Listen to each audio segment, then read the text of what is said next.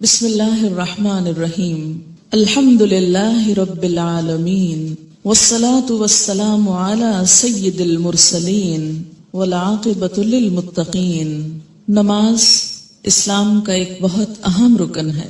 اللہ تعالیٰ کی یاد اور اللہ تعالیٰ سے تعلق قائم کرنے کا بہت بڑا ذریعہ ہے۔ نبی اکرم صلی اللہ علیہ وسلم نے نماز کو اپنی آنکھوں کی ٹھنڈک قرار دیا۔ نماز کا وقت ہوتا تو آپ صلی اللہ علیہ وسلم حضرت بلال رضی اللہ تعالی عنہ کو ان الفاظ کے ساتھ آذان دینے کا حکم فرماتے: اقم الصلاۃ یا بلال ارحنا بہا، اے بلال ہمیں نماز سے راحت پہنچاؤ۔ ابو داؤد کی روایت ہے۔ نماز کو رسول اکرم صلی اللہ علیہ وسلم نے جنت میں جانے کی ضمانت قرار دیا۔ حضرت ربیعہ بن کعب اسلمی رضی اللہ تعالی عنہ رسول اللہ صلی اللہ علیہ وسلم کی خدمت میں حاضر رہتے اور نبی صلی اللہ علیہ وسلم کے لیے وضو کا پانی اور دوسری چیزیں لایا کرتے تھے۔ ایک مرتبہ آپ نے خوش ہو کر فرمایا: ربیعہ مانگو، کیا مانگتے ہو؟ حضرت ربیعہ رضی اللہ تعالی عنہ نے عرض کیا: یا رسول اللہ صلی اللہ علیہ وسلم، جنت میں آپ کا ساتھ چاہتا ہوں۔ آپ نے فرمایا: تو پھر سجدوں کی کثرت سے میری مدد کرو۔ یہ صحیح مسلم کی روایت ہے۔ یعنی اگر تمہارے نامہ اعمال میں سجدے زیادہ ہوئے تو میرے لیے تمہاری سفارش کرنا آسان ہو جائے گا۔ اللہ تعالیٰ نے قرآن پاک میں کامیاب لوگوں کی نشانی یہ بتائی ہے کہ وہ نماز کی پابندی کرتے ہیں۔ سورۃ المؤمنون آیت 9۔ سورۃ نور میں فرمایا کہ انہیں تجارت اور خرید و فروخت اللہ کی یاد اور نماز قائم کرنے اور زکوٰۃ دینے سے غافل نہیں کرتی۔ اللہ تعالیٰ نے نماز کو اقامت دین کی تمام تر جد و جہد کا حاصل قرار دیا۔ ارشاد باری تعالیٰ ہے: اگر ہم انہیں زمین میں اقتدار بخشیں، یعنی مسلمان زمین میں عروج کو پہنچے، طاقتور ہوں، تو وہ نماز قائم کریں گے، یعنی لوگوں کو اللہ کے آگے جھکائیں گے، زکوٰۃ ادا کریں گے، نیکی کا حکم دیں گے اور برائی سے منع کریں گے۔ یہ ایک اسلامی حکومت کی بنیادی خصوصیات ہیں۔ تکلیف، دکھ اور رنج کے وقت مومن کا یہی سب سے بڑا سہارا ہے۔ ارشاد باری تعالیٰ ہے: اے لوگو جو ایمان لائے ہو، اللہ سے صبر اور نماز کے ساتھ مدد مانگو۔ حضرت ابراہیم علیہ السلام اللہ تعالیٰ کے حکم پر اپنے اہل و عیال کو بیت الحرام کے پاس بے آب و گیاہ جگہ پر لے آئے تو بارگاہ رب العزت میں یہ دعا کی کہ میرے رب مجھے اور میری اولاد کو نماز قائم کرنے والا بنا۔ حضرت اسماعیل علیہ السلام کے جن اوصاف کا ذکر قرآن پاک میں آتا ہے ان میں سے ایک یہ بھی ہے، وہ اپنے گھر والوں کو نماز اور زکوٰۃ کا حکم دیتے تھے۔ آپ صلی اللہ علیہ وسلم کو بھی اس بات کا حکم دیا گیا کہ آپ اپنے اہل و عیال کو نماز کا حکم دیں اور خود بھی اس کے پابند رہیں۔ قرآن کریم سے ہدایت حاصل کرنے والے خوش نصیب لوگوں کی اللہ تعالیٰ نے جو نشانیاں بتائی ہیں ان میں سے ایک نشانی یہ بھی ہے کہ وہ نماز قائم کرنے والے لوگ ہیں۔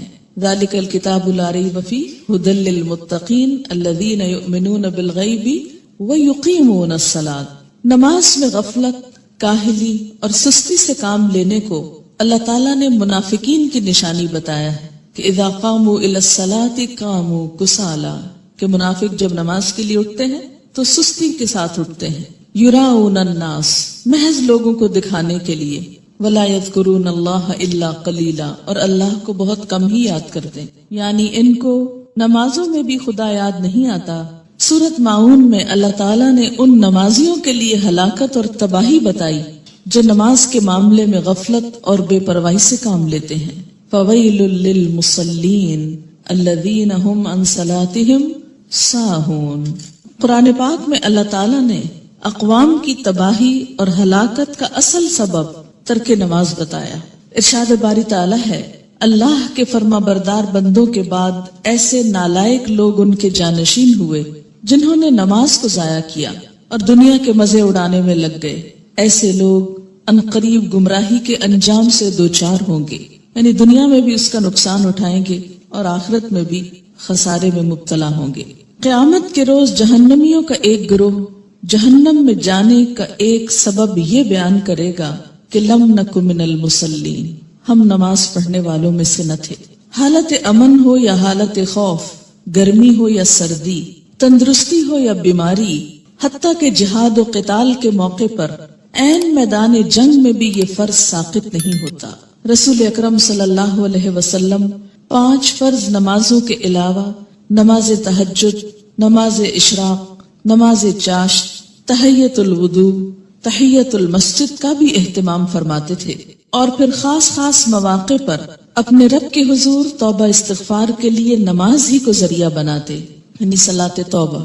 خسوف ہو یا کسوف یعنی سورج گرہن اور چاند گرہن تو مسجد تشریف لے جاتے، زلزلہ یا آندھی آتی تو مسجد تشریف لے جاتے، طوفان باد و باراں ہوتا تو مسجد تشریف لے جاتے، فاقے کی نوبت آتی تو مسجد تشریف لے جاتے، کوئی پریشانی اور تکلیف ہوتی تو مسجد تشریف لے جاتے، سفر سے واپسی ہوتی تو پہلے مسجد تشریف لے جاتے، پھر گھر پلٹتے، بارش نہ ہوتی تو بھی نماز ادا کرتے۔ گویا ہر غم، دکھ اور تکلیف کے موقع پر نماز۔ آج ہم میں سے بہت سے لوگ طرح طرح کے وظائف کرنے کے لیے گھنٹوں خود کو وقف کرتے ہیں، لیکن 2 رکعت نماز ان پر بہت بھاری ہوتی ہے۔ حیات طیبہ کے آخری دنوں میں بیماری کی حالت میں بھی نبی صلی اللہ علیہ وسلم کو جس چیز کی سب سے زیادہ فکر تھی وہ نماز تھی۔ وفات مبارک سے چند یوم قبل تیز بخار کی وجہ سے آپ پر غنودگی کی حالت طاری تھی۔ عشاء کے وقت آنکھ کھلی تو سب سے پہلے یہ سوال کیا، کیا لوگوں نے نماز پڑھ لی ہے؟ یعنی سب سے زیادہ جس بات کی فکر تھی وہ کیا؟ نماز۔ عرض کیا گیا نہیں، آپ ہی کا انتظار ہے۔ سرور عالم صلی اللہ علیہ وسلم نے پھر اٹھنا چاہا تو بے ہوش ہو گئے۔ جب آنکھ کھلی تو زبان مبارک سے پھر وہی الفاظ نکلے، کیا لوگوں نے نماز پڑھ لی ہے؟ عرض کیا گیا نہیں، آپ ہی کا انتظار ہے۔ تیسری مرتبہ اٹھنے کی کوشش میں پھر غشی طاری ہو گئی۔ افاقہ ہونے پر ارشاد فرمایا، ابو بکر نماز پڑھائیں۔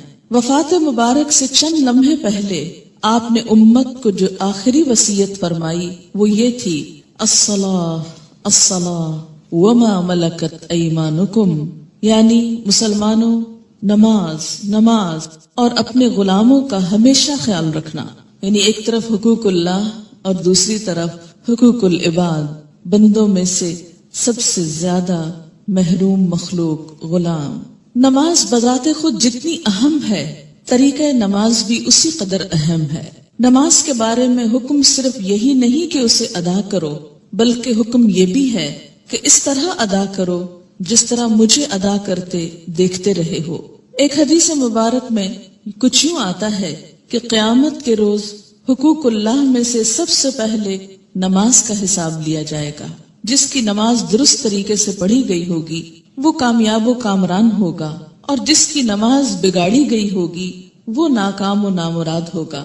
اس سے کیا پتہ چلتا ہے کہ قیامت کے روز صرف یہی نہیں پوچھا جائے گا کہ نماز پڑھی یا نہیں، بلکہ یہ بھی دیکھا جائے گا کہ کس طریقے سے پڑھی، کیا اس میں ان تمام امور کا لحاظ رکھا گیا جن کی پابندی ضروری تھی، سنت کے مطابق تھی یا نہیں۔ اس سے یہ اندازہ لگانا مشکل نہیں کہ ادائیگی نماز کے ساتھ ادائیگی نماز کا طریقہ بھی بہت ضروری ہے۔ جو مسائل آگے بیان کیے جائیں گے وہ کسی خاص فقہی مسلک کو سامنے رکھ کر نہیں، اور نہ ہی کسی مسلک کو صحیح یا غلط ثابت کرنے کے لیے یہ مجموعہ مرتب کیا گیا ہے، بلکہ پیش نظر صحابہ کرام کا وہ طریقہ ہے جس میں ایک صحابی حضرت حذیفہ رضی اللہ تعالی عنہ نے ایک آدمی کو نماز پڑھتے دیکھا جو رکوع اور سجود پورے نہیں کر رہا تھا۔ جب وہ آدمی نماز سے فارغ ہوا تو حضرت حذیفہ رضی اللہ تعالی عنہ نے اسے بلا کر کہا، تم نے نماز نہیں پڑھی، اور اگر اسی طرح کی نماز پڑھتے پڑھتے مر گئے تو طریقہ اسلام کے خلاف مرو گے۔ یعنی اگر رکوع سجدہ صحیح طور پر ادا نہیں ہوا مکمل طور پر تو وہ نماز پھر نماز نہیں، ایک مذاق ہے نماز کا۔ ایک دوسرے صحابی حضرت عبداللہ بن عباس رضی اللہ تعالی عنہ نے ایک شخص کو نماز عید سے پہلے نفل پڑھتے دیکھا تو اسے منع کیا۔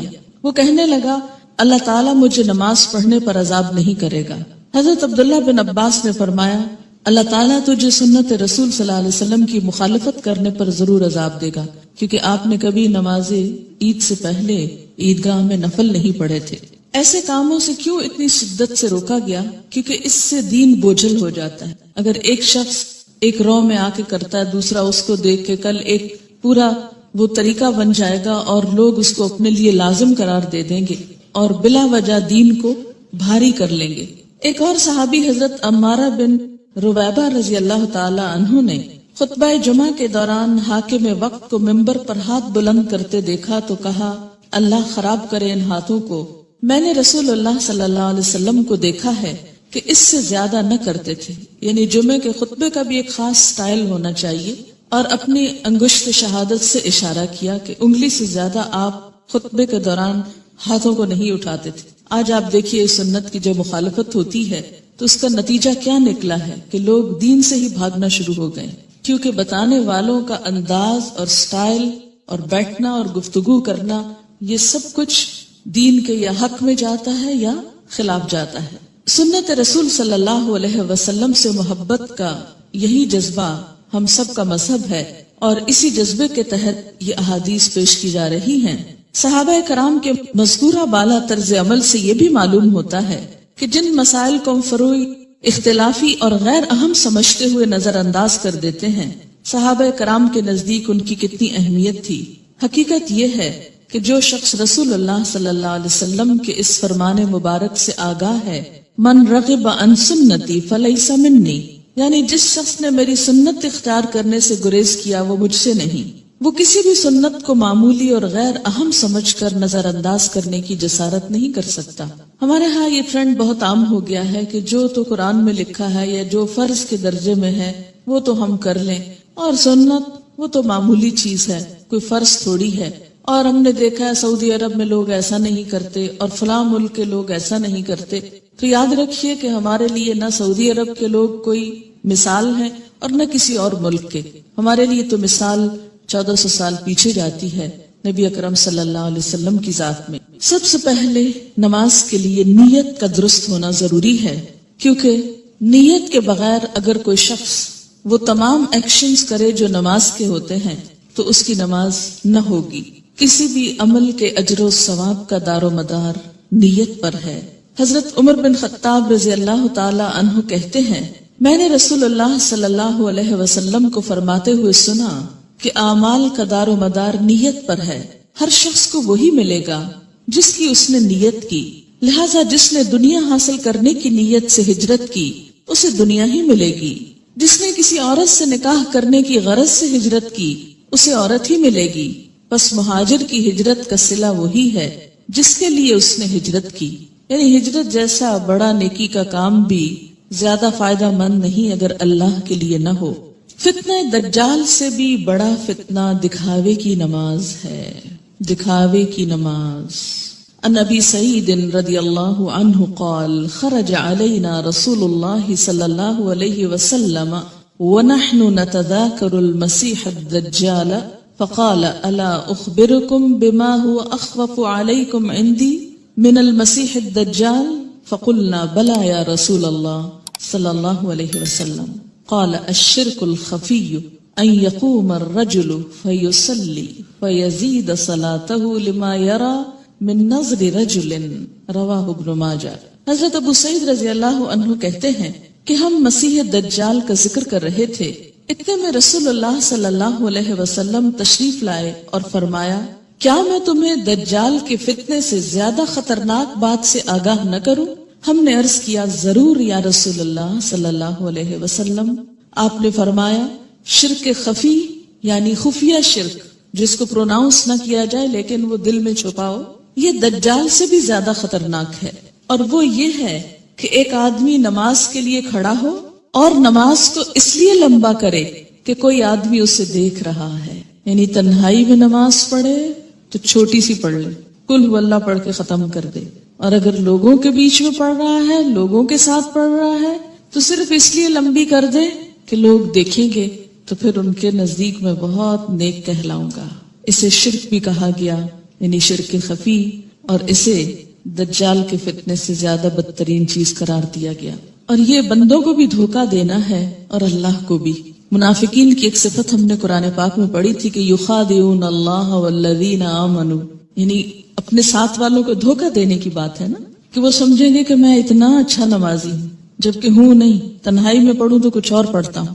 وما یخدعون الا انفسهم، ایسے لوگ محض اپنے آپ ہی کو دھوکہ دیتے ہیں. تو جیسی ہم اکیلے میں پڑھتے ہیں ویسی اگر سب کے سامنے پڑھ لیں گے تو کوئی ہم کو نہیں مارے گا. ہو سکتا ہے کوئی نوٹس بھی نہ کر رہا ہو ہم کیا کر رہے ہیں. کسی کو اتنی فرصت کہاں کہ وہ سب اپنے کام چھوڑ کے صرف یہ دیکھے کہ اس کی نماز کتنی لمبی اور چھوٹی. یہ محض شیطان کا خیال ہوتا ہے جو ہمارے نیک عمل کو بھی برباد کر دیتا ہے. دکھاوے کی نماز شرک ہے. ان شداد ابن اوس رضی اللہ عنہ قال سمعت رسول اللہ صلی اللہ علیہ وسلم یقول من صلى يرائي فقد اشرك ومن صام يرائي فقد اشرك ومن تصدق يرائي فقد اشرك رواہ احمد. حضرت شداد بن اوس رضی اللہ عنہ کہتے ہیں میں نے رسول اللہ صلی اللہ علیہ وسلم کو فرماتے ہوئے سنا ہے جس نے دکھاوے کی نماز پڑھی اس نے شرک کیا، جس نے دکھاوے کا روزہ رکھا اس نے شرک کیا، جس نے دکھاوے کا صدقہ کیا اس نے شرک کیا. اسے احمد نے روایت کیا ہے. نماز کی فرضیت. نماز اسلام کا دوسرا اہم رکن ہے. ان ابن عمر رضی اللہ عنہما قال قال رسول اللہ صلی اللہ علیہ وسلم بنی الاسلام علی خمس شہادت ان لا الہ الا اللہ وان محمدا رسول اللہ واقام الصلاة وایتاء الزکاة والحج وصوم رمضان رواہ البخاری. حضرت عبداللہ بن عمر رضی اللہ عنہ کہتے ہیں کہ رسول اللہ صلی اللہ علیہ وسلم نے فرمایا اسلام کی بنیاد 5 چیزوں پر رکھی گئی ہے. اس بات کی شہادت گواہی کہ اللہ کے سوا کوئی الہ نہیں اور محمد صلی اللہ علیہ وسلم اللہ کے رسول ہیں. نمبر 2 نماز قائم کرنا. نمبر 3 زکوٰۃ ادا کرنا. نمبر 4 حج کرنا. نمبر 5 رمضان کے روزے رکھنا. اسے بخاری نے روایت کیا ہے. ہجرت سے قبل 2 رکعت اور ہجرت کے بعد 4 رکعت نماز فرض ہوئی. یعنی نماز کی فرضیت کیسے ہوئی؟ مکہ میں کیسے تھی؟ ہجرت سے قبل 2 فرض اور بعد میں 4 ہو گئے اور فجر 2 ہی رہی. عن عائشہ رضی اللہ عنہا قالت فرض اللہ الصلاة حين فرضها ركعتين في الحضر والسفر فأقرت صلاة السفر وزيد في صلاة الحضر متفق علیہ. حضرت عائشہ رضی اللہ تعالی عنہا فرماتی ہیں جب معراج کی رات اللہ تعالیٰ نے نماز فرض کی تو حضر و سفر، حضر کہتے ہیں حاضر ہونا گھر میں رہنا، دونوں کے لیے 2 رکعت نماز فرض کی. بعد میں سفر کی نماز 2 رکعت برقرار رکھی گئی اور حضر کی نماز میں اضافہ کر دیا گیا. اسے بخاری اور مسلم نے روایت کیا ہے. نماز کی فضیلت. روزانہ باقاعدگی سے 5 نمازیں ادا کرنے سے تمام صغیرہ گناہ معاف ہو جاتے ہیں. ان ابی ہریرہ رضی اللہ عنہ قال قال رسول اللہ صلی اللہ علیہ وسلم ارأیتم لو ان نہرا بباب احدکم یغتسل فیہ کل یوم 5 ما تقول ذلك يبقي من درنه قالوا لا يبقي من درنه شيئا قال فذلك مثل الصلوات الخمس يمحو الله بها الخطايا متفق علیہ. حضرت ابو ہریرہ رضی اللہ تعالی عنہ کہتے ہیں رسول اللہ صلی اللہ علیہ وسلم نے فرمایا تمہارا کیا خیال ہے اگر تم میں سے کسی کے دروازے پر نہر بہتی ہو اور وہ اس نہر میں ہر روز 5 مرتبہ نہائے تو کیا اس کے بدن پر کوئی میل کچیل باقی رہ جائے گا؟ صحابہ کرام نے عرض کیا نہیں، کسی قسم کا میل کچیل باقی نہیں رہے گا. آپ صلی اللہ علیہ وسلم نے فرمایا یہی 5 نمازوں کی مثال ہے. اللہ تعالیٰ ان نمازوں کے ذریعے گناہ مٹا دیتا ہے. اسے بخاری اور مسلم نے روایت کیا ہے. یاد رکھیے کہ کچھ گناہ ایسے ہوتے ہیں کہ جن کو نیکیاں مٹاتی چلی جاتی ہیں. ان الحسنات یذہبن السیئات. اس میں کیا چیز آتی ہے؟ مثلا آپ کے ہاتھوں کو ڈسٹ اور چھوٹی موٹی گندگی لگ جاتی ہے کام کرتے ہوئے، جب آپ پانی سے دھوتے ہیں تو وہ ڈسٹ خود بخود بہہ جاتی. کچھ چکنائی وغیرہ کے داغ ایسے ہوتے ہیں کہ جو صرف پانی سے نہیں دھلتے، اس کے لیے آپ کو صابن استعمال کرنا پڑتا ہے. کچھ داغ ایسے ہوتے ہیں پینٹ وغیرہ کے کہ جو صرف پانی اور صابن سے نہیں دھلتے، ان کے لیے آپ کو مخصوص قسم کا سولوشن استعمال کرنا ہوتا ہے جو ان دھبوں کو دور کر دے. اسی طرح روحانی نجاستیں اور گناہ، ان کی بھی کچھ قسمیں ایسی ہیں کہ جو خود بخود نیکیوں سے مٹتی چلی جاتی ہیں. کچھ کے لیے عبادات کفارے کا ذریعہ بنتی ہیں، لیکن کچھ گناہ ایسے ہیں کہ جن کے داغ بہت سخت ہیں اور ان کے لیے خصوصی عمل توبہ استغفار، ان گناہوں کا کفارہ اور مداوع ضروری ہوتا ہے۔ جب تک ان پہ مثلاً حد جاری نہ ہو جائے یا کفارہ نہ دے دیا جائے یا بطور خاص اس کی توبہ اور اصلاح نہ کر لی جائے تو وہ گناہ معاف نہیں ہوتے۔ تو اسی لیے اس حدیث کا یہ جو معنی کیا گیا ہے یمحو اللہ بہل خطایا، تو خطایا سے مراد کیا ہے؟ عام چھوٹے موٹے گناہ جو انسان ہونے کے ناطے بھول چوک کر اچانک انسان سے سرزد ہو جاتے ہیں۔ آپ منہ سے کچھ کہنے چلے تھے، کچھ اور کہہ بیٹھے، آپ کی نیت نہیں تھی، ارادہ نہیں تھا، اچانک ہی کچھ ہو گیا، پھر احساس ہوتا ہے، پھر آپ دوبارہ اس کی اصلاح کرتے ہیں، لیکن بسا اوقات وہ بھی بھول جاتے ہیں۔ تو ایسے میں کیا ہے کہ جو چیزیں انجانے میں نہ چاہتے ہوئے انسان سے ہو جائیں تو اللہ تعالیٰ انسان کے گناہوں کو مختلف عبادات کے ذریعے دھوتا رہتا ہے۔ نماز گناہوں کی آگ کو ٹھنڈا کرتی ہے۔ ان انس بن مالک رضی اللہ عنہ قال قال رسول اللہ صلی اللہ علیہ وسلم ان للہ ملکا ینادی عند کل صلاة یا بنی آدم قوموا الى نیرانکم التي اوقدتموها فاطفئوها رواہ الطبرانی فی الاوسط۔ حضرت انس بن مالک رضی اللہ تعالی عنہ کہتے ہیں رسول اللہ صلی اللہ علیہ وسلم نے فرمایا ہر نماز کے وقت اللہ تعالیٰ کا مقرر کردہ فرشتہ پکارتا ہے، لوگو اٹھو اس آگ کو بجھانے کے لیے جسے تم نے اپنے گناہوں سے جلایا ہے۔ یعنی انسان کے گناہ انسان کے لیے جہنم کی آگ تیار کرتے ہیں، لیکن جب انسان نماز پڑھتا ہے آگ بجھ جاتی۔ پانچوں نمازیں باقاعدگی سے ادا کرنے والا قیامت کے دن صدیقین اور شہداء کے ساتھ ہوگا۔ ان عمر بن مرۃ الجہنی رضی اللہ عنہ قال جاء رجل الى النبی صلی اللہ علیہ وسلم فقال یا رسول اللہ ارأیت ان شہدت ان لا الہ الا اللہ وانک رسول اللہ وصلیت الصلوات الخمس وادیت الزکاة وصمت رمضان وقمته فممن انا قال من الصدیقین والشہداء رواہ ابن حبان۔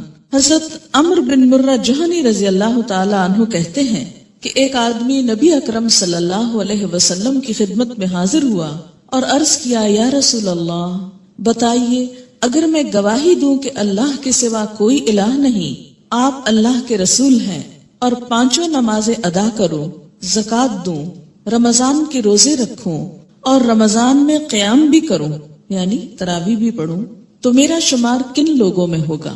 آپ صلی اللہ علیہ وسلم نے ارشاد فرمایا صدیقین اور شہداء میں۔ اسے ابن حبان نے روایت کیا ہے۔ یعنی فرائض کا پورا کرنے والا بلند درجے رکھتا ہے، الا یہ کہ وہ بندوں کے حقوق میں ایسی کمی کرے کہ جس سے اس کے فرائض کا اجر بھی ختم ہو جائے۔ رات کی تاریکی میں مسجد میں آنے والے نمازیوں کے لیے قیامت کے دن مکمل نور کی خوشخبری ہے۔ ان بریدہ رضی اللہ عنہ ان النبی صلی اللہ علیہ وسلم قال بشر المشائین فی الظلم الى المساجد بالنور التام یوم القیامہ رواہ ابو داود والترمذی۔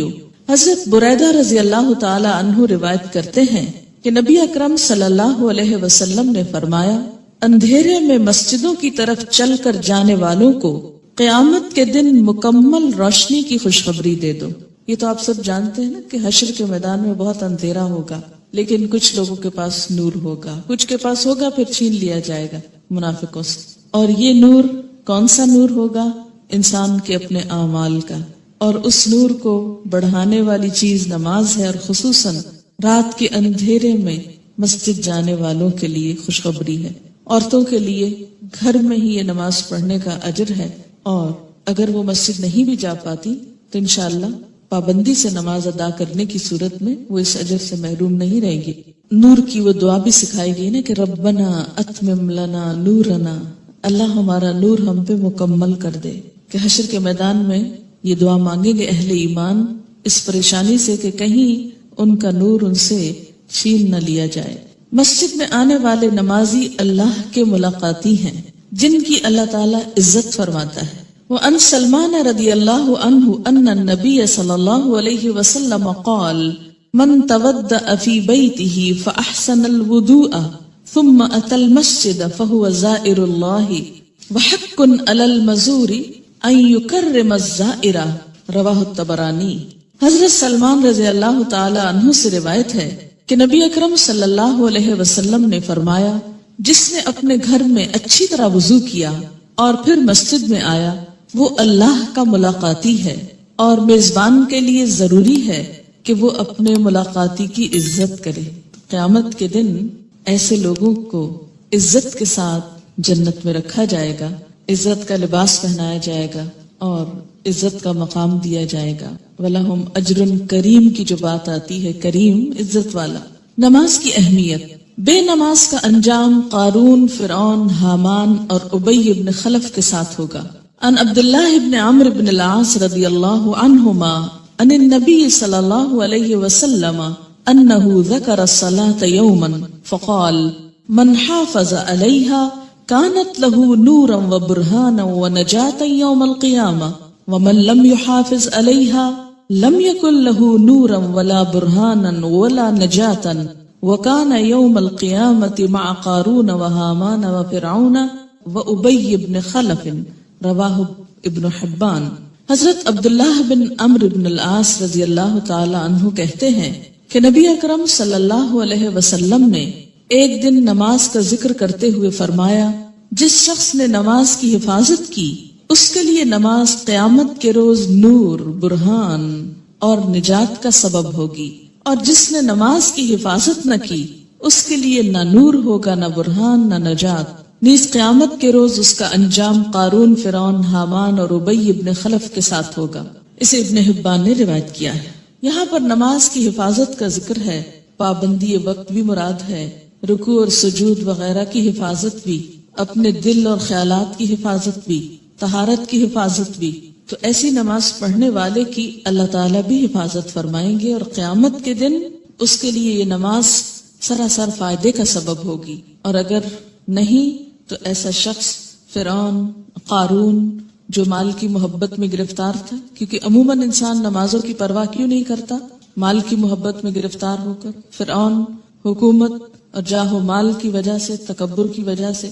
حامان جو اس کا مشیر تھا، جو فرعون کی خوشنودی حاصل کرنے کے لیے اسی کے دین پر تھا اور اسی کا مددگار اور وزیر تھا۔ آج بھی دنیا میں بہت سے ایسے لوگ ہیں جو اپنے بڑوں کی خوشنودی حاصل کرنے کے لیے اپنے کسی باس کی یا کسی بڑے کی اس کا کام کرتے کرتے یا اس کی خوشامد کرتے کرتے اللہ تعالیٰ کا یہ حق بھول جاتے ہیں۔ اور اسی طرح ابی ابن خلف اسلام دشمنوں میں سے تھا، یعنی ایسا شخص جو نماز کی حفاظت نہ کرے پھر اسے صدیقین اور شہداء کے ساتھ ہونے کی بجائے ایسے مجرموں کے ساتھ رکھا جائے گا۔ السلام علیکم ورحمۃ اللہ وبرکاتہ، نحمده ونصلی علی رسولہ الکریم، اما بعد فاعوذ باللہ من الشیطان الرجیم، بسم اللہ الرحمن الرحیم، رب اشرح لی صدری ویسر لی امری واحلل عقدۃ من لسانی یفقہوا قولی۔ اور ہم نے انسان کو اس کے ماں باپ کے بارے میں وصیت کی ہے۔ اس کی ماں نے کمزوری پر کمزوری کی حالت میں اسے اٹھائے رکھا، اور اس کا دودھ چھڑانا 2 سال میں ہے کہ میرا شکر کر اور اپنے ماں باپ کا میری ہی طرف لوٹ کر آنا ہے۔ مومن پر ایک حق اللہ کا ہے اور دوسرا اللہ کے بندوں کا۔ اللہ کا حق یہ ہے کہ اس کو ایک مانا جائے، اس کو اس کی تمام صفات کمال کے ساتھ مانا جائے، اس کی عبادت کی جائے، اس سے ملاقات کا یقین رکھتے ہوئے سب کام اس کی رضا کے مطابق کیے جائیں، دل کی آمادگی سے اس کی اطاعت کی جائے۔ اور بندوں کا حق یہ ہے کہ جو کوئی بھی رشتہ دار یا پڑوسی یا ہم وطن یا شریک معاملہ ہو اس کے ساتھ حسن سلوک کیا جائے، اس کے لیے وہی پسند کیا جائے جو اپنے لیے کرتے ہیں۔ دوسروں کا احترام کرنا، نفع پہنچانا، ان کو تکلیف سے بچانا، ان سے کیے ہوئے وعدے پورے کرنا، کسی کے مال جائیداد پر ناحق قبضہ نہ کرنا، حسن ظن کا معاملہ کرنا، خیر خواہی رکھنا، یہ تمام چیزیں حقوق العباد میں آتی ہیں۔ انسانوں کے حقوق میں سب سے بڑا حق والدین کا حق ہے۔ اللہ کی عبادت کے بعد ان کے ساتھ حسن سلوک سب سے بڑی نیکی ہے۔ ان کا شکر گزار رہنا بھی ضروری ہے، اور ان کے ساتھ بھلائی کے معاملات کرنا بھی، کیونکہ جو انسانوں کا شکریہ ادا نہ کرے وہ اللہ کا شکر بھی ادا نہیں کرے گا۔ کسی کے احسان کا اعتراف کرنا بہت بڑی نیکی ہے، اور اس کے سب سے بڑے حقدار ہمارے اپنے ہی والدین ہیں۔ تو یہاں اللہ سبحانہ وتعالی نے والدین کے ساتھ حسن سلوک کا حکم دیا۔ وَوَصَّيْنَا الْإِنسَانَ بِوَالِدَيْهِ حَمَلَتْهُ أُمُّهُ وَهْنًا عَلَى وَهْنٍ وَفِصَالُهُ فِي عَامَيْنِ أَنِ اشْكُرْ لِي وَلِوَالِدَيْكَ إِلَيَّ الْمَصِيرُ۔ اللہ تعالیٰ نے انسان کو والدین کے ساتھ نیکی کا، حسن سلوک اور احسان کا حکم دیا ہے، اور خاص طور پر والدہ کا یہاں پر حق بتایا گیا ہے کہ اس کی ماں نے اس کو کمزوری پر کمزوری کی حالت میں اٹھایا، یعنی حمل اٹھایا اس کا، اور اس کا حمل اور دودھ پلانے کی مدت جو ہے وہ 2 سال ہے۔ ہم نے اس کو کہا کہ اللہ کا شکر ادا کرو، پھر اپنے والدین کا شکر ادا کرو، اور میری ہی طرف تمہیں لوٹنا ہے، اور پھر ہر ایک کو اس کے عمل کے مطابق جزا دی جائے گی۔ تو یہاں لفظ وصینا استعمال ہوا ہے، جو کہ تاکیدی حکم ہے، یعنی ہم نے انسان سے عہد لیا اور اس عہد کو وصیت بنا دیا کہ ہم عنقریب اس سے پوچھیں گے کہ آیا اس نے اس وصیت کو پورا کیا یا نہیں، اور اس نے اس وصیت کی حفاظت کی یا نہیں۔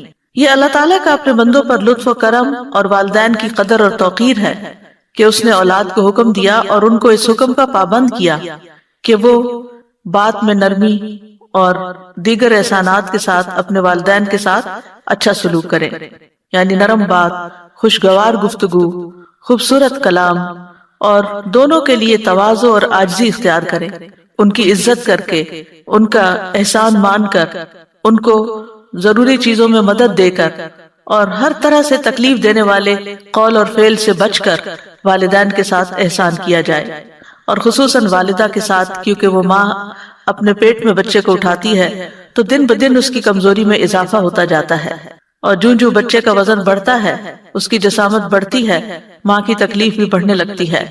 تو ماں نے جو مشقت پہ مشقت اٹھا کر اس کو اپنے پیٹ میں رکھا، اور پھر تکلیف اٹھا کر اس کو جنم دیا، پھر تکلیف اٹھا کر اس کو دودھ پلایا، اور پھر 2 سال تک دودھ پلایا، تو یہ تمام محنت اور تمام طرح کی تکلیف جو ہے اس بات کا تقاضا کرتی ہے کہ بچے اپنی والدہ کے ساتھ احسان کا معاملہ کریں۔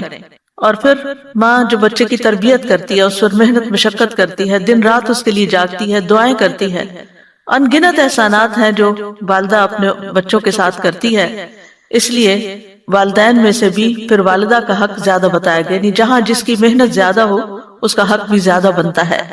ابن عاشور کہتے ہیں کہ اس آیت میں ماں کے حمل کا خصوصی ذکر کیا گیا ہے، تو اس لیے ماں کے 3 درجے ہیں اور باپ کا 1 درجہ ہے، یعنی ماں کا حق باپ کے حق سے بھی زیادہ ہے، زیادہ تاکید والا ہے، کیونکہ ماں حمل اٹھاتی ہے، ماں جنم دیتی ہے، ماں دودھ پلاتی ہے، یعنی 3 ایسے کام ہیں جو باپ نہیں کرتا، یعنی باپ ان میں سے کسی کام میں شریک نہیں ہوتا، اس لیے ماں کے درجے بھی زیادہ ہیں۔ انشکر لی ولوالدیک، میرے شکر گزار بنو اور اپنے والدین کے، الی المصیر، میری ہی طرف واپسی ہے، لوٹنا میرے ہی طرف ہے۔ انشکر لی یعنی میرا شکر ادا کرو، یعنی سب سے پہلا حق تو ہم پر بہرحال ہمارے رب کا ہے جس نے ہمیں پیدا کیا، کیونکہ اللہ نے ہمیں اپنی عبادت کے لیے پیدا کیا، تو عبادت ہی کا ایک حق یہ ہے کہ اللہ تعالیٰ کے حقوق کی ادائیگی کرتے ہوئے اس کا شکر ادا کیا جائے۔ اور وہ شکر گزاری کس طرح ہے کہ اللہ کی دی ہوئی نعمتوں کو اللہ کی فرما برداری میں استعمال کیا جائے، نافرمانی میں نہیں۔ اور پھر اللہ تعالیٰ نے اپنے حق کے بعد پہلا حق والدین کا بتایا کہ اپنے والدین کے ساتھ حسن سلوک کرو اور ان کو خوش رکھو۔ تو یہاں ہمیں ایمان کی نعمت پر اللہ کا شکر اور تربیت کی نعمت پر والدین کا شکر ادا کرنے کا حکم دیا گیا ہے۔ سفیان ابن عیینہ کہتے ہیں جو 5 نمازیں ادا کرتا ہے تو گویا وہ اللہ تعالیٰ کا شکر ادا کرتا ہے، اور جو ہر نماز کے بعد والدین کے حق میں دعا کرتا ہے تو اس طرح وہ ان دونوں کا بھی شکر ادا کرتا ہے۔ تو جو مسلمان نمازوں کا پابند ہو اور نماز میں پھر آخر میں رب اجعلنی مقیم الصلاۃ ومن ذریتی ربنا وتقبل دعا ربنا اغفر لی ولوالدی، اپنے والدین کے لیے دعا کرتا ہے، اور پھر اگر اس کے بعد ہم یہ دعا بھی پڑھ لیا کریں رب ارحمہما کما ربیانی صغیرا، تو اس طرح دونوں فرائض ادا ہو جاتے ہیں۔ تو الی المصیر، میری ہی طرف تمہیں واپس لوٹنا ہے، یعنی یہ کیوں یاد دہانی کرائی گئی کہ اللہ کی طرف واپس لوٹنا ہے؟ تاکہ انسان یاد رکھے کہ اگر اس نے اس حق میں کوئی کمی کوتاہی کی تو اس کی پکڑ ہو سکتی ہے، اس سے پوچھا جائے گا۔ اس لیے اس وصیت کو ضائع نہیں کرنا چاہیے، اس حکم پر عمل کرنا چاہیے۔ جہاں تک والدین سے حسن سلوک کی اہمیت کا تعلق ہے تو اس کی ہمیں قرآن مجید میں دیگر مقامات پر بھی تاکید ملتی ہے۔ سورۃ العنکبوت میں اللہ تعالیٰ فرماتے ہیں وَوَصَّيْنَا الْإِنسَانَ بِوَالِدَيْهِ حُسْنًا وَإِنْ جَاهَدَاكَ لِتُشْرِكَ بِي مَا لَيْسَ لَكَ بِهِ عِلْمٌ فَلَا تُطِعْهُمَا إِلَيَّ مَرْجِعُكُمْ فَأُنَبِّئُكُمْ بِمَا كُنْتُمْ تَعْمَلُونَ۔ اور ہم نے انسان کو اپنے ماں باپ کے ساتھ بھلائی کرنے کی وصیت کی ہے، اور اگر وہ تجھ پر زور دیں کہ تو میرے ساتھ اس چیز کو شریک ٹھہرائے جس کے بارے میں تجھے کوئی علم نہیں تو ان کا کہنا مت مان، تمہیں میری ہی طرف لوٹ کر آنا ہے، پھر میں تمہیں بتاؤں گا جو تم کیا کرتے تھے۔ تو اس سے یہ پتہ چلتا ہے کہ والدین کی اطاعت اللہ کی فرما برداری میں ہی ہے، یعنی جہاں اللہ کی نافرمانی ہو رہی ہو وہاں والدین کی اطاعت کرنا جائز نہیں۔ اللہ تعالیٰ نے اپنی عبادت کے بعد والدین سے حسن سلوک کا حکم دیا ہے۔ سورۃ النساء میں بھی آتا ہے وَاعْبُدُوا اللَّهَ وَلَا تُشْرِكُوا بِهِ شَيْئًا وَبِالْوَالِدَيْنِ إِحْسَانًا، اور اللہ کی عبادت کرو اور اس کے ساتھ کسی چیز کو شریک نہ بناؤ، اور ماں باپ کے ساتھ اچھا سلوک کرو۔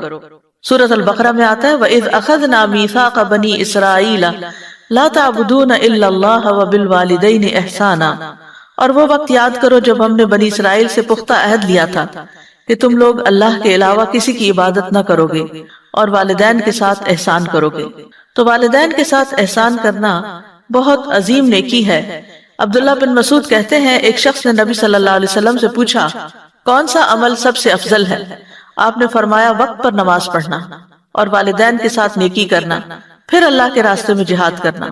اور پھر سورۃ الاحقاف میں دوبارہ والدین میں سے ماں کے حق کی زیادہ تلقین کی گئی وَوَصَّيْنَا الْإِنسَانَ بِوَالِدَيْهِ إِحْسَانًا حَمَلَتْهُ أُمُّهُ كُرْهًا وَوَضَعَتْهُ كُرْهًا وَحَمْلُهُ وَفِصَالُهُ 30 شهرا حتى إذا بلغ أشده وبلغ 40 سنة قال رب أوزعني أن أشكر نعمتك التي أنعمت علي وعلى والدي وأن أعمل صالحا ترضاه وأصلح لي في ذريتي إني تبت إليك وإني من المسلمين۔ اور ہم نے انسان کو اس کے ماں باپ کے ساتھ نیکی کرنے کی تاکید کی۔ اس کی ماں نے اسے ناگواری کی حالت میں اٹھائے رکھا اور اسے ناگواری کی حالت میں جنم دیا، اور اس کے حمل اور اس کے دودھ چھڑانے کی مدت 30 مہینے ہے، یہاں تک کہ جب وہ اپنی پوری قوت کو پہنچا اور 40 برس کو پہنچ گیا تو اس نے کہا اے میرے رب مجھے توفیق دے کہ میں تیری اس نعمت کا شکر ادا کروں جو تو نے مجھ پر اور میرے ماں باپ پر انعام کی ہے، اور وہ یہ کہ میں نیک عمل کروں جسے تو پسند کرتا ہے، اور میرے لیے میری اولاد میں اصلاح فرما دے، بے شک میں نے تیری طرف توبہ کی اور بے شک میں حکم ماننے والوں میں سے ہوں۔ یہاں خاص طور پر 40 سال کا ذکر اس لیے کیا کہ اس عمر میں انسان عموماً خود ماں باپ میں سے کوئی والد یا والدہ بن چکے ہوتے ہیں، اور جب ان کی اولاد آگے سے نافرمانی کرتی ہے تو پھر ان کو احساس ہوتا ہے کہ ہم نے اپنے والدین کے ساتھ کیا سلوک کیا تھا۔ تو اس طرح پھر وہ اپنے ماں باپ کے ساتھ احسان کرنے کے ساتھ ساتھ ان کے لیے دعا بھی کرتا ہے اور اپنی اولاد کی ہدایت کی دعا بھی کرتا ہے۔ پھر اسی طرح یہاں جو احادیث میں بھی ہم دیکھتے ہیں کہ ماں کا حق جو ہے وہ 3 گنا زیادہ ہے۔ بحث بن حکیم اپنے والد اور وہ اپنے دادا سے روایت کرتے ہیں کہ میں نے عرض کیا یا رسول اللہ میں کس کے ساتھ نیکی کروں؟ آپ نے فرمایا اپنی ماں کے ساتھ، پھر اپنی ماں کے ساتھ، پھر اپنی ماں کے ساتھ، پھر اپنے باپ کے ساتھ، پھر قرابت داری میں جو زیادہ قریب ہوں۔ اسی طرح مقدام بن مادی کرب سے مروی ہے کہ انہوں نے رسول اللہ صلی اللہ علیہ وسلم کو یہ فرماتے ہوئے سنا کہ بے شک اللہ تمہیں تمہاری ماؤں کے ساتھ حسن سلوک کی وصیت فرماتا ہے، پھر تمہیں تمہاری ماؤں کے بارے میں وصیت فرماتا ہے، پھر تمہیں تمہارے باپوں کے بارے میں وصیت فرماتا ہے، پھر تمہیں قریب سے قریب تر کے بارے میں وصیت فرماتا ہے۔ ہم دیکھتے ہیں کہ یحییٰ علیہ السلام جو تھے وہ بھی اپنے والدین کے ساتھ کس طرح اچھا سلوک کرنے والے تھے۔ اللہ تعالیٰ فرماتے ہیں یا یحییٰ خذ الکتاب بقوۃ وآتیناہ الحکم صبیا وحنانا من لدنا وزکاة وکان تقیا وبرا بوالدیہ ولم یکن جبارا عصیا۔ اللہ تعالیٰ نے یحییٰ علیہ السلام کو بچپن میں ہی حکم دیا کہ اے یحییٰ کتاب پر مضبوطی سے عمل پیرا ہو جاؤ، اور ہم نے اسے بچپن میں ہی قوت فیصلہ عطا کر دی تھی۔ ہم نے اسے اپنی مہربانی سے نرم دل اور پاک سیرت بنایا، اور وہ فی الواقع پرہیزگار تھے۔ وہ اپنے والدین کے ساتھ ہمیشہ اچھا سلوک کرتے تھے اور کسی وقت بھی جابر اور نافرمان نہ ہوئے۔ عیسیٰ علیہ السلام کی بھی یہی صفت بتائی گئی، وَبَرًّا بِوَالِدَتِي وَلَمْ يَجْعَلْنِي جَبَّارًا شَقِيًّا، اور میں اپنی والدہ سے بہتر سلوک کرتا رہوں اور اس نے مجھے جابر اور بدبخت نہیں بنایا۔ کیونکہ عیسیٰ علیہ السلام کے والد نہیں تھے تو یہاں خاص طور پر انہوں نے والدہ کا ہی ذکر کیا۔ ماں کے ساتھ نیکی جو ہے وہ جہاد سے بھی زیادہ اہم ہے۔ معاویہ بن جاہمہ سلمی رضی اللہ عنہ روایت کرتے ہوئے کہتے ہیں کہ میں نے رسول اللہ صلی اللہ علیہ وسلم کی خدمت میں حاضر ہو کر عرض کی، اے اللہ کے رسول، میں آپ کے ساتھ مل کر جہاد کرنا چاہتا ہوں۔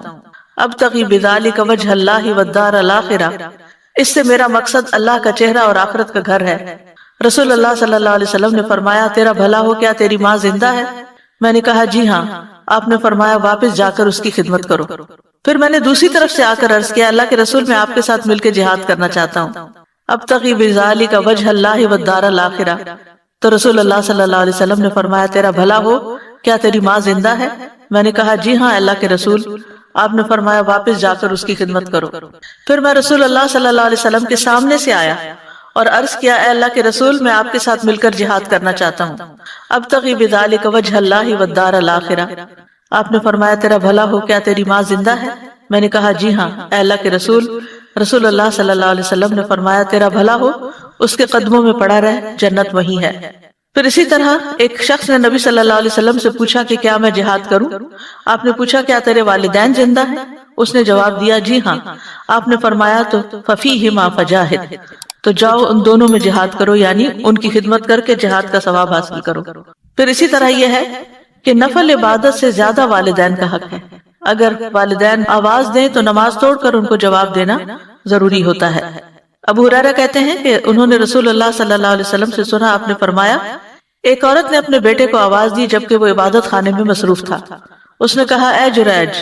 جریج نے دل میں کہا، اللہ، ایک طرف میری والدہ اور دوسری طرف میری نماز۔ وہ پھر بولی، اے جریج۔ اس نے کہا، یا اللہ، میری والدہ اور میری نماز، میں کسے اختیار کروں؟ اس نے تیسری مرتبہ پکارا، اے جریج۔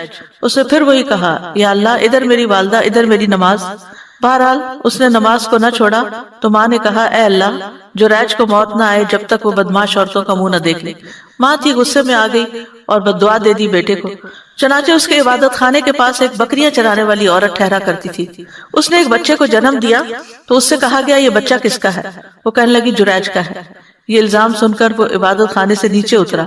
جریج کہنے لگا، وہ عورت کہاں ہے جو دعویٰ کرتی ہے بچہ مجھ سے ہے؟ جریج نے بچے کو مخاطب کر کے کہا، اے شیرخوار، تیرا باپ کون ہے؟ اس نے کہا، میرا باپ بکریاں چرانے والا ہے۔ تو یہ بچہ حضرت عیسیٰ کی طرح گود میں ہی بول پڑا اور اس نے جریج کی صفائی پیش کی، کیونکہ جریج بہرحال اللہ کی عبادت میں مصروف تھے، نفلی عبادت تھی۔ لیکن اس سے یہ پتہ چلتا ہے کہ اگر والدہ کو ضرورت ہو تو نفلی عبادت چھوڑ کر ان کی مدد کرنی چاہیے۔ پھر اسی طرح والد کی اطاعت بھی کرنی چاہیے اگر وہ اللہ کی اطاعت کے مطابق ہو۔ آپ نے فرمایا، اللہ کی اطاعت والد کی اطاعت میں ہے اور اللہ کی نافرمانی والد کی نافرمانی میں ہے۔ پھر اسی طرح والد کو تحفہ واپس لینے کی بھی اجازت ہے۔ ابن عمر اور ابن عباس کہتے ہیں کہ نبی صلی اللہ علیہ وسلم نے فرمایا، کسی شخص کے لیے حلال نہیں کہ وہ کسی شخص کو عطیہ دے یا ہبہ دے پھر اس میں لوٹ جائے، یعنی واپس لے لے، سوائے والد کے جو اس نے اپنے بیٹے کو دیا۔ اور اس کی مثال جو اپنے عطیے یا ہبہ کی ہوئی چیز میں لوٹے وہ کتے کی طرح ہے جو قے چاٹے، بس جب اس کا پیٹ بھر جائے تو قے کر دے، پھر اپنی قے میں لوٹ جائے۔ تو یہ انتہائی کراہت آمیز بات ہے کہ کسی کو کوئی چیز دے کر پھر اس سے واپس ڈیمانڈ کی جائے کہ مجھے واپس دو میری چیز۔ لیکن یہ ہے کہ والد جو ہے وہ اپنی اولاد کو کوئی چیز دینے کے بعد واپس بھی لے سکتا ہے۔ پھر اسی طرح والد سے قصاص بھی معاف ہے۔ عمر بن خطاب کہتے ہیں، میں نے رسول اللہ صلی اللہ علیہ وسلم کو فرماتے ہوئے سنا، باپ کو اولاد کے بدلے میں قتل نہ کیا جائے۔ پھر والد کی نسبت بدلنے کی ممانعت ہے، یعنی والد ہی کی طرف منسوب کرنا چاہیے اپنے آپ کو، اپنے تعلق کو ختم نہیں کر سکتے۔ ابو ذر سے روایت ہے، انہوں نے نبی صلی اللہ علیہ وسلم کو فرماتے ہوئے سنا کہ جو شخص جان بوجھ کر اپنے آپ کو اپنے حقیقی باپ کے علاوہ کسی اور کی طرف منسوب کرتا ہے تو اس نے کفر کیا۔ سعد بن مالک کہتے ہیں، میرے کانوں نے یہ بات محمد صلی اللہ علیہ وسلم سے سنی اور میرے دل نے اسے یاد رکھا کہ آپ نے فرمایا، جس نے اپنے آپ کو کسی اور باپ کے ساتھ منسوب کیا، یعنی بیٹا کسی کا تھا، نام کسی اور کا لگا لیا، جبکہ وہ جانتا ہو کہ یہ دوسرا اس کا باپ نہیں پتا، بچے کو تو نہیں پتا، لیکن اگر پتا ہے تو پھر اس پر جنت حرام ہے۔ اللہ کے نافرمان والدین کے ساتھ بھی صلہ رحمی کرنے کا حکم ہے۔ ابو ہریرہ کہتے ہیں کہ رسول اللہ صلی اللہ علیہ وسلم کا گزر عبداللہ بن ابی کے پاس سے ہوا، وہ ایک جھاڑی کے سائے میں تھا۔ اس نے کہا ابن ابی کبشہ نے ہم پر غبار اڑایا۔ اس کے بیٹے عبداللہ بن عبداللہ نے کہا قسم اس ذات کی جس نے آپ کو عزت دی، یعنی نبی صلی اللہ علیہ وسلم کو، اور آپ پر کتاب نازل کی، اگر آپ چاہیں تو میں اس کا سر قلم کر کے آپ کے پاس لے آتا ہوں۔ تو نبی صلی اللہ علیہ وسلم نے فرمایا نہیں، بلکہ تو اپنے باپ سے نیکی کر اور حسن صحبت سے پیش آ۔ یعنی منافق تھا باپ، اور اس نے نبی صلی اللہ علیہ وسلم کے ساتھ بدتمیزی بھی کی تھی، لیکن اس کے باوجود بھی آپ نے بچوں کو والدین کے ساتھ اچھا سلوک کرنے کا ہی حکم دیا۔ پھر مشرک والدین کے ساتھ بھی صلہ رحمی کرنی چاہیے، یعنی ماں باپ اگر مسلمان نہ ہو، نان مسلم ہو، تب بھی ان کے ساتھ حسن سلوک کیا جائے گا، یا ان کے کچھ مخصوص قسم کے عقائد ہوں جو آپ سے ٹکراتے ہوں تو بھی احسان کا معاملہ نہیں بھولیں۔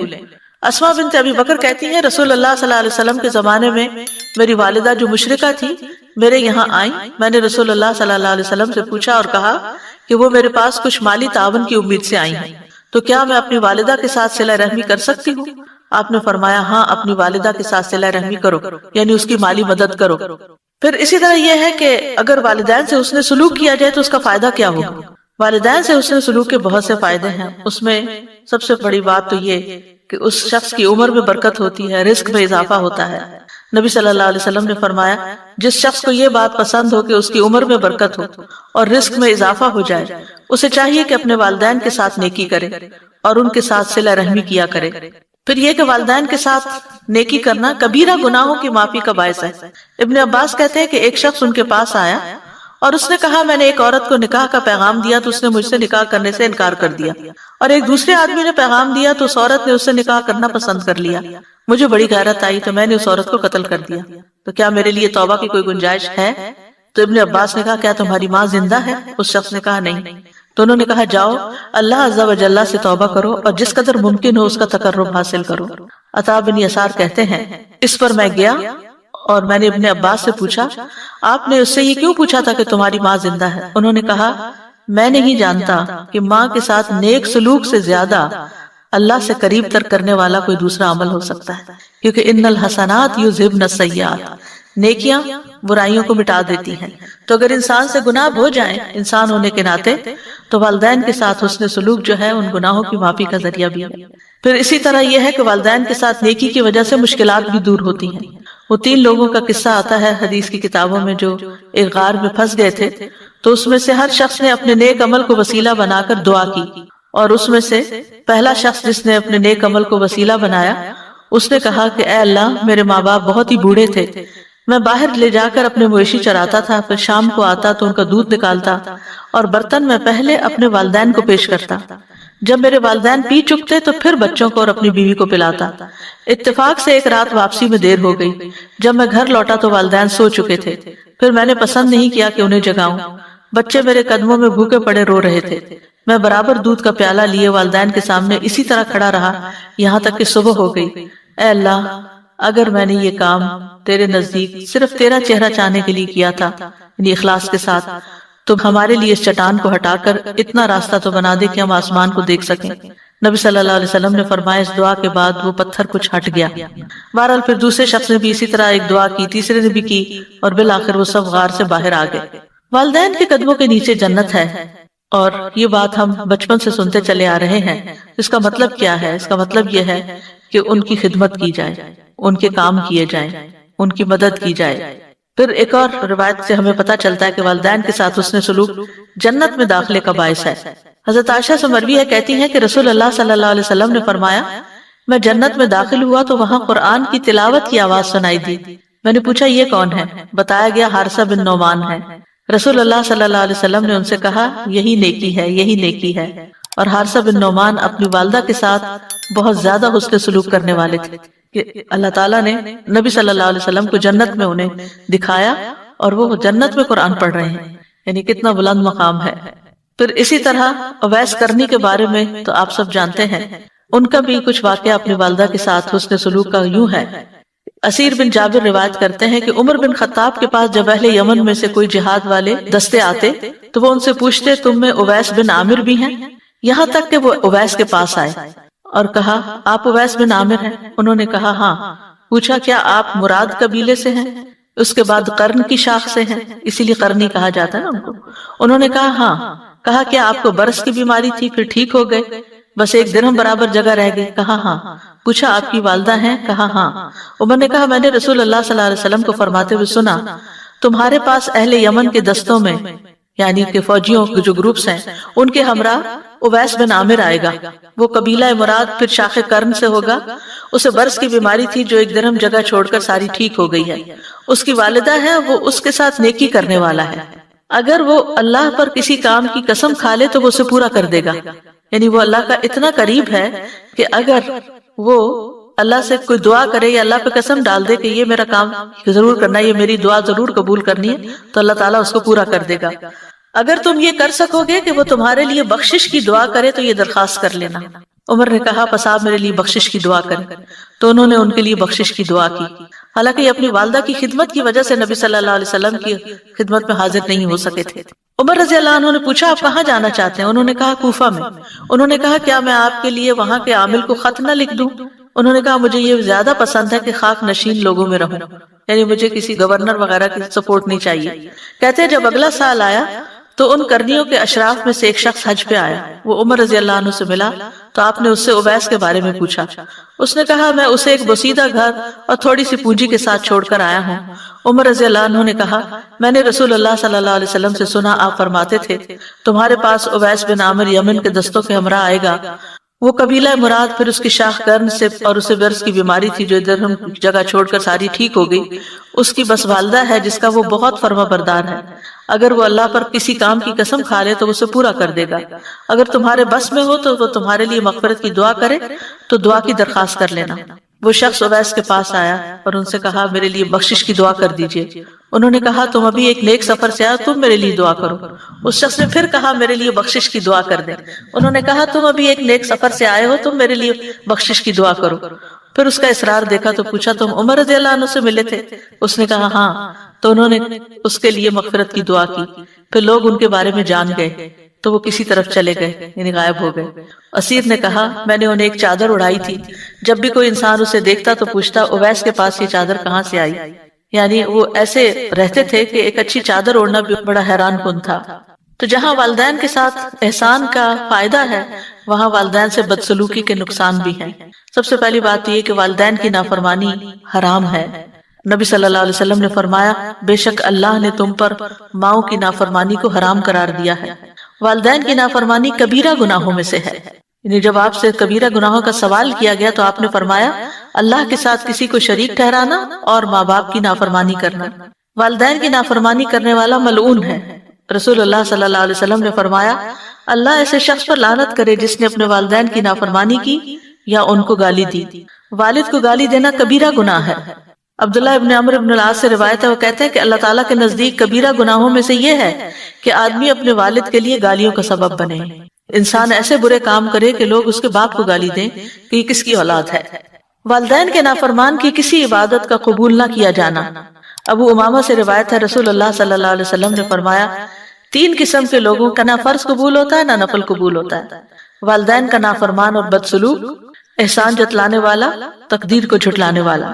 پھر اسی طرح والدین کے نافرمان کی محرومی بھی ہے۔ عمرو بن مرہ جوہنی سے مروی ہے ایک آدمی نبی صلی اللہ علیہ وسلم کی خدمت میں حاضر ہوا تو اس نے کہا اے اللہ کے رسول میں گواہی دیتا ہوں کہ اللہ کے سوا کوئی معبود برحق نہیں اور آپ اللہ کے رسول ہیں، اور میں 5 نمازیں پڑھتا ہوں اور اپنے مال کی زکوٰۃ دیتا ہوں اور رمضان کے روزے رکھتا ہوں۔ تو نبی صلی اللہ علیہ وسلم نے فرمایا جو اس پر فوت ہوا وہ قیامت کے دن انبیاء، صدیقین، شہداء کے ساتھ اس طرح ہوگا۔